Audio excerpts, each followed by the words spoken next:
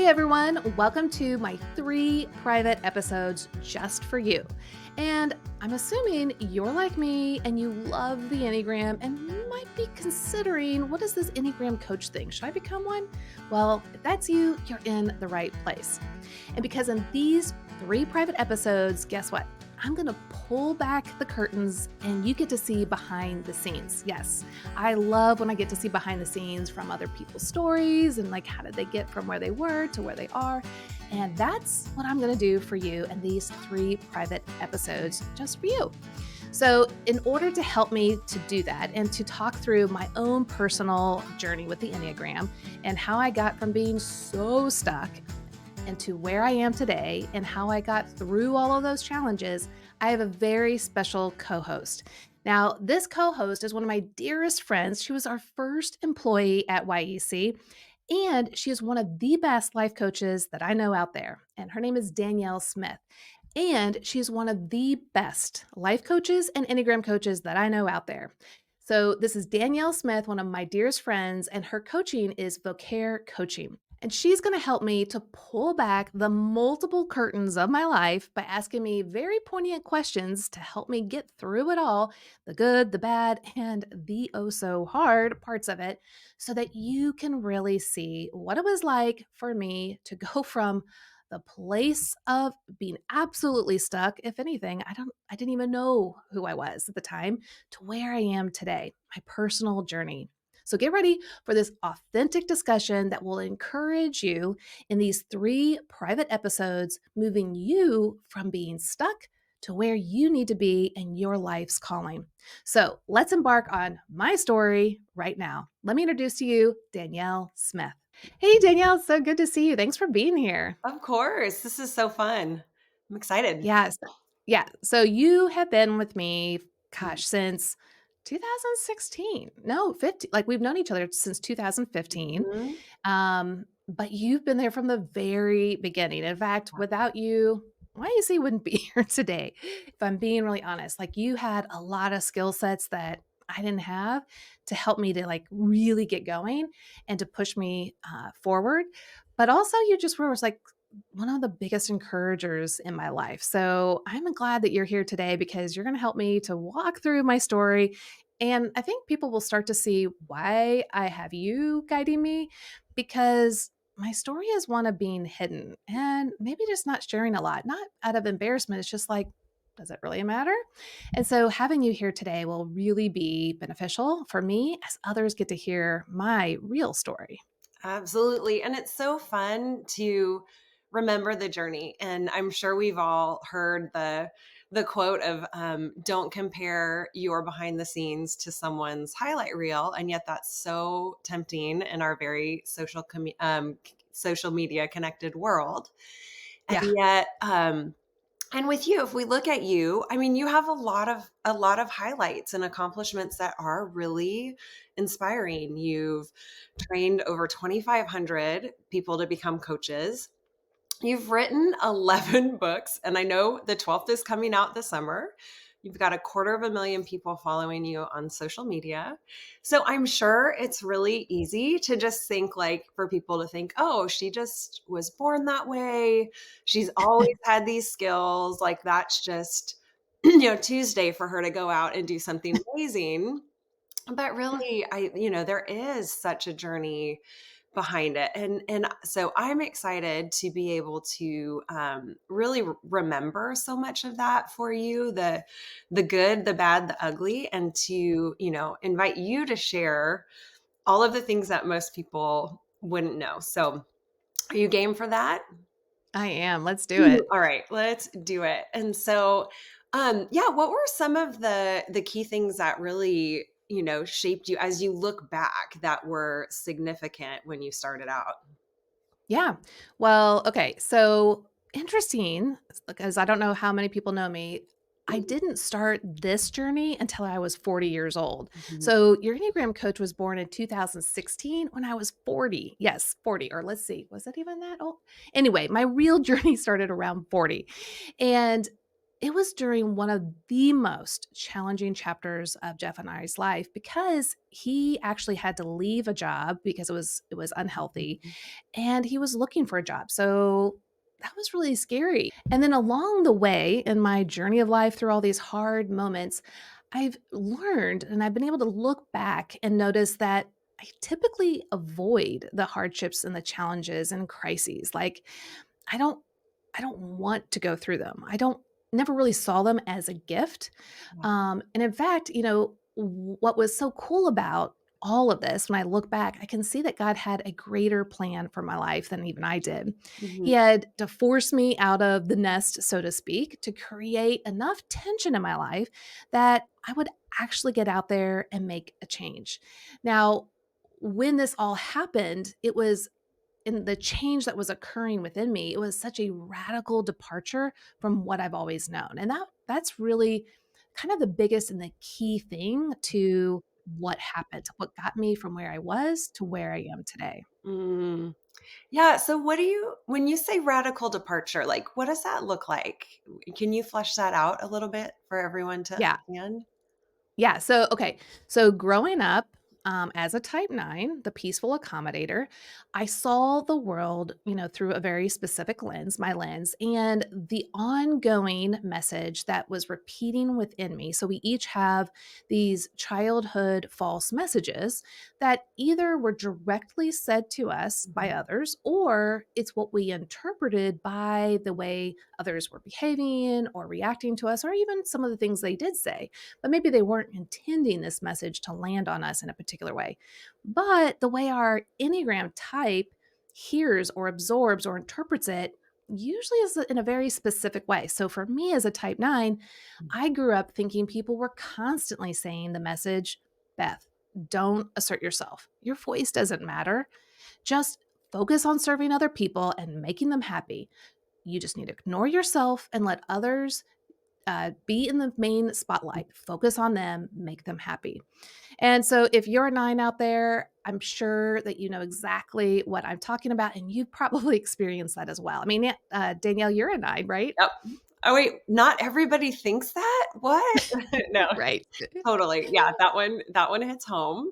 Well, and so knowing that there's all different types, that are listening to this, what might each of the types childhood message or the interpretive message that they carried around, what might that sound like for each of them to really understand it in their viewpoint?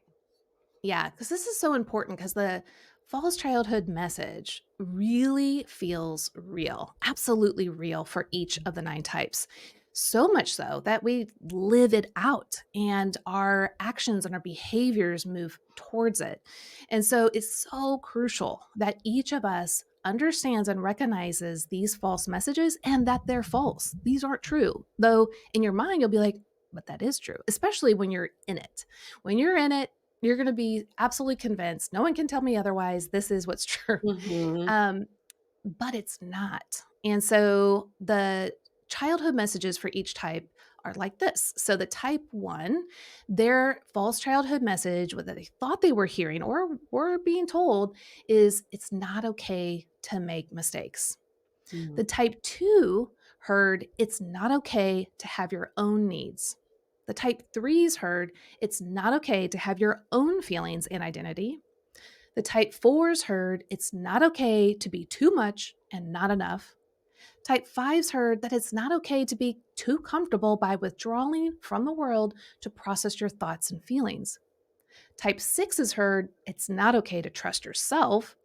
And type 7s, they heard it's not okay to depend on anyone for anything.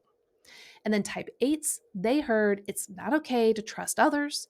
And us type 9s, we constantly heard or thought we were hearing it's not okay to assert yourself.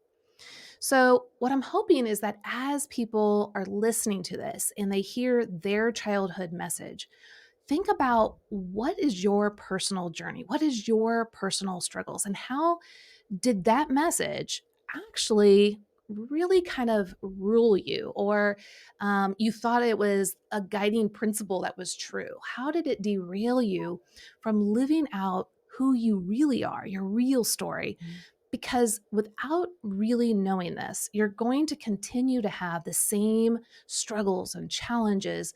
And believing these false messages is only going to inhibit your ability to truly grow and excel. Now, Mm. as a type 9, growing up, I believed that my presence didn't matter, that I should never assert myself, that I'm supposed to just focus and elevate everyone else's presence and just go along to get along, keep the peace. And that felt absolutely vital to me in every circumstance that I was experiencing. Yeah. Um, would you be open to sharing any examples of that or stories that come to mind that you see, shaped you even as an adult? Yeah. So, okay. One of the best stories that I have on this, and it's a sad story, and I'm laughing because it is such a cute story, too. I was 5 years old. And so this is a story that, well, I'll get to that point. The others will just have to wait to listen for it. Okay, so I was 5 years old. This is 1980. Okay, my dad was an allergist, and back in the day, drug reps would come to the doctor's office, and they would bring trinkets and like notepads and all sorts of things with the drug's name on it, hoping that that would encourage the doctors to, prescribe more. So one of the trinkets that he got was these little shirt pocket address books, super small, super thin. I mean, it was just all paper, like maybe with cardstock cover. I remember it being blue and it had like 1980 on the front with like the total 1980 font on it. And probably the drug name on it. Of course, I couldn't read at the time, so I don't remember that. But I remember thinking, "Oh, this is fun." And my dad brought it home for me. There were like 12 of them, and he brought it home because I love playing Office at home. And so he probably thought, "Oh, Beth will just kind of write in it and all that stuff." And I looked at these 12 and I thought, "Huh, what am I going to do with these?" And then I had this like genius idea that I'm going to go around in the neighborhood and sell them for 5 cents. Who wouldn't want a little Ooh. address book, right? Put it in your shirt pocket. It's awesome. And I'm going to make a killing.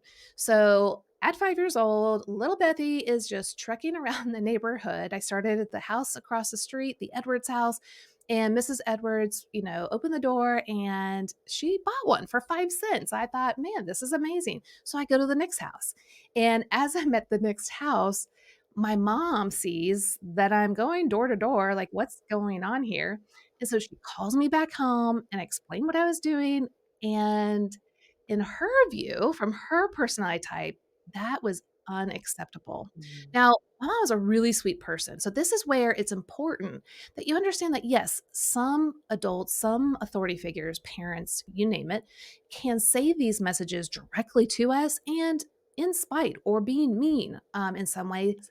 And sometimes they might be inferring the message, or sometimes we're just interpreting what they're saying through our false message. It's just this record player that's going on in our mind. So my mom was saying, hey, that's inappropriate. We don't sell things to our neighbors.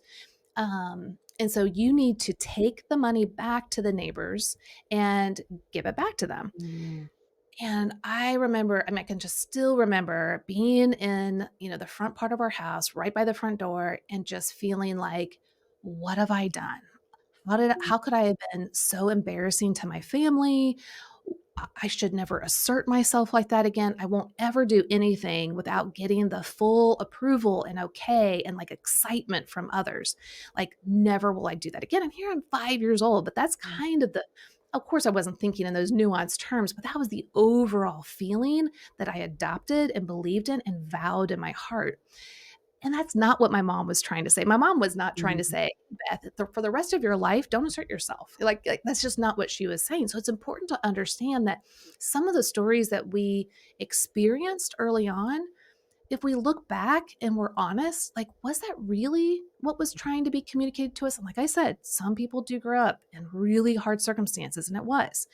But for others, it was an interpreted false message. And so for me, I didn't know that that was a false message. I really thought that's what my mom was pretty much telling me to do. Like, don't do anything that could shame the family or embarrass you or rock the boat or cause tension or conflict. And so that really Mm. shaped me really for the rest of my life, because that's when that message became so true and real for me, which was sad looking back on, and yet Now that I look back on it and I see the rest of the story, I'm so proud and thankful for the struggles and the triumphs that little girl went through. Yeah, yeah. With clients, I'll frequently will talk about, like, the obstacle is the path. So the Yeah. challenges that keep us from what we want are the things that we have to overcome and grow through, but it doesn't feel that way. It does not feel like you said a gift.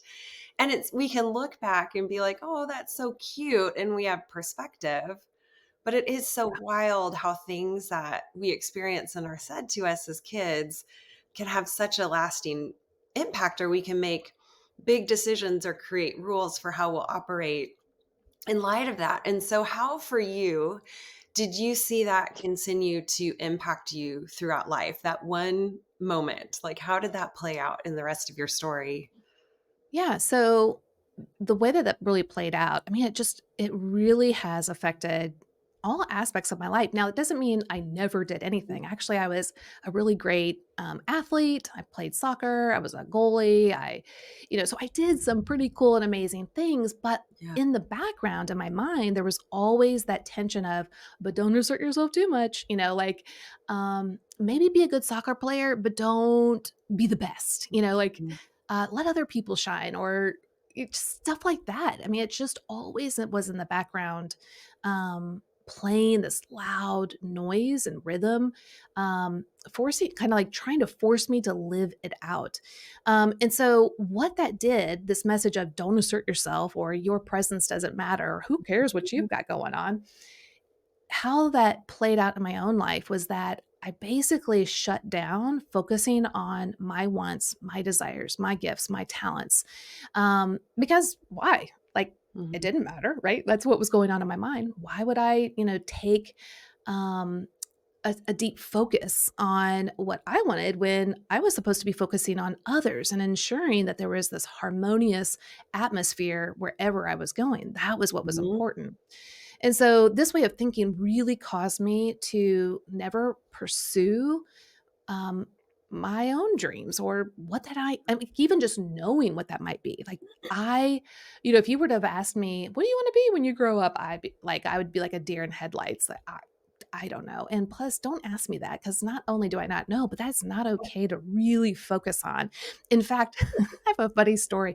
In high school, okay, these are funny, sad stories, right? Yeah. So in high school, again, I didn't know what career I wanted to do when I go off to college. So they give you those high school career assessments. So I took mine, and the job that came up that was best suited for me, supposedly, was a forest ranger. That's I'm like, amazing. I mean, if you know me, that is like not close. Now, hey, I do love the outdoors. I love looking at the outdoors, but I'm not a hiker. I'm not a big adventurer. I'm not gonna, like, brave the elements, like, that is just not me. And so I looked and I was like, "Well, this obviously doesn't know me at all." Like, so I kind of just was like, "Well, I guess there's really nothing out there for me." And so, again, I kinda shut down pursuing or investigating myself to figure it out. It was like, "Well, I guess I'll just go off to college and" I don't know. I mean, I went off to college and I didn't declare a major. Now, after my freshman year, I did start my 2-year associate's degree in sign language interpreting and did become an interpreter. I actually Mhm. started that career and did one full year interpreting for some kids nearby, and that was really a cool and amazing year. But still, in the background of my mind, I'm like, why am I doing this? No one cares. Like, I'm probably, there's all these negative thoughts, so sad. And here I'm really blessing these kids by them being a part of a public school system and interpreting for them and the teachers so that they could be there. But I really thought, no, my presence doesn't matter, Mhm. and so it's sad to hear. So Yeah. this also then played out. So I did that. But during that time, Jeff was finishing up his college career Mhm. and he wanted to be a missionary. So he joined a missionary organization. And so it was kind of this 2-year training period. Well, they wanted me to join and kind of train with him. So they asked me to stop being a Mm, sign language interpreter and to solely focus on this career. Now, I didn't, in my gut, feel like I should do that. I mean, I'm just starting out. I want to keep my skills sharp. But again, I thought, well, I just got to go along to get along. I guess they know what I need in life more than I need. And I want to make my husband happy, even though that's not what he was telling me to do. Um, but that is the false message of don't mhm, assert yourself. And so I went with that. Now, don't get me wrong. I learned so much during that season of being in the ministry field. I learned how to mentor people and guide people and sit with people and hear people and um yeah, like just mentor develop people in ways that I probably wouldn't have learned anywhere else. Um, but it wasn't fully true to who I was, at least in that mm, moment. And so it makes me sad that, I was living out someone else's desires for my life. And that's really kind of the story of my life is believing this false message, therefore only believing and asserting myself the way others told me to do. mhm, Now, for those that are listening that aren't type nines, they're probably sitting there, like, I just can't see what you're talking about because mhm, I would never do that. But I hope that those that are listening will take a second and look at their false interpreted message and really think through how that played such a big impact in your own story. yeah, So if you're a type one, how are you constantly thinking it is not okay for you to make mistakes? And how has that hindered you? What obstacles has that created for you? If you're a type two and you're thinking, well, my feelings, um, they're they don't matter, mm, and I have to just focus on everyone else. So, I want you all to take the time to really see how your childhood interpreted message has plagued you. You thought it was real, you thought you were supposed to be listening to it, but it's actually false and is actually hindering you. Because for me, when I look back, I can completely see how my false message hindered me in so many ways, put me on a different trajectory. But praise be to God that He gave me the ability to learn so many things along the way that helped me to actually do the passion, the calling He wanted me to end up doing. So, even though there were sad moments, and for those that are listening, I'm sure they're like, oh, I've ruined my life. I've listened to this false message. Like nothing good can come. No, no, no, don't hear that. yeah, God uses all things for good. And so I want them to understand that yes, a lot of those things have been hard and really mm, stressful for you, um, but look for the good because so much comes out of that. Now, in this stage of my life, I I was, really getting very little sleep, changing a bunch of diapers, chasing the toddlers around, juggling laundry. I had to balance a missionary salary, which felt like impossible. And I was trying to deepen my relationship with Jeff, but he was in seminary full time while being a missionary. And so this was an absolute challenge in my life mhm. because in my mind, all I could hear was don't assert yourself, make everyone else happy. And it got me really stuck. Yeah, for sure. Ugh, totally 100% relate. And it is so wild how like these beliefs we pick up as kids, like we use them to kind of try to control our worlds, but they end up controlling us. And yet I know several times you've said like, but this was good. Like there was still an invitation even in all of the chaos. And so say a little bit more about that because, like, I'm sure we all get that tension, that frustration of like, I want to change and I just can't stop doing the things and living into these stories that aren't serving. So, yeah, what kind of emerged there for you? Yeah, so this was actually back in 2001. Jeff and I had been married for 6 years. Hmm. We got married at 20. We had two littles, a 3 and a 1 year old. And at this stage, I was really at my end. And that's actually good news, right? Yeah. And now some people might be like, what do you mean that's good news being at your end? Well, It is. It's really good news because we can't begin to know our authentic selves until we're at the end of our false selves. Mm, So it was at this time in my life, in 2001, being 26 years old, that a dear friend saw how much I was struggling and gave me a book on the Enneagram. Now, Jeff skimmed through it. He thought it looked interesting, but he was a full time seminary student and working part time as a missionary. And so he just kind of put it to the side, like, yeah, that's kind of interesting. Well, I picked it up and I started reading it and I devoured it.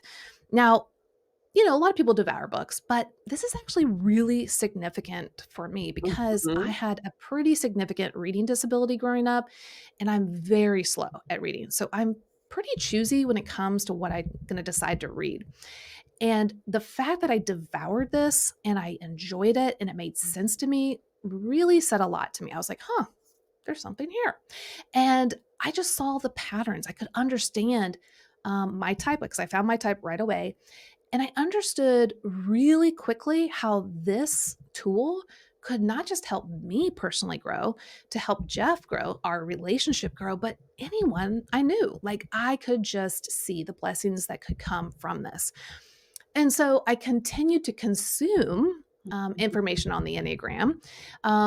But well, first realize consuming consuming stuff on the Enneagram back in 2001 is very different than now in the mhm, 2020-ish, our decade now, because back then there were no podcasts, there were no websites on it really. And if there was, they didn't really have much information. There were no blogs, no YouTube videos, no podcast episodes. Literally, there was nothing. Very few books on the Enneagram. Like there's a ton out there now. mm, And not only that, but it wasn't, there were some trainings out there, but they were super expensive. And remember, we're on a missionary salary. So all I knew was that it was up to me to read these very big, complex books on the Enneagram to understand myself and to grow and to possibly maybe help others to grow as well.